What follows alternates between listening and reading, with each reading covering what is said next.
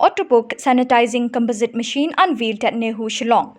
The Autobook Sanitizing Composite Machine, a novel device and a marvel intervention, first of its kind, was unveiled and inaugurated on 23rd September 2020 at the Central Library of the North-Eastern Hill University, Shillong, by Professor S.K. Srivastava, Vice-Chancellor of the University, as the chief guest of the program in the presence of officers, faculty and staffs of the university.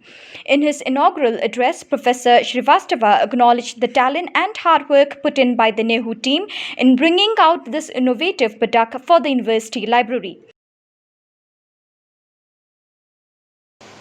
Within 20 paisa, that is, so now you can see that is a control panel. Here in this control panel, there are so many switches, but it is not needed. Only one switch you on, that is the auto on, that automatically control all the system.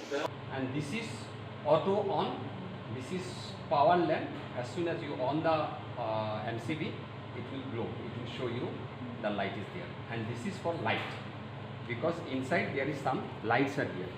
If you on this one, you can see the lights are going. Okay. So if the room is dark, you can on this one.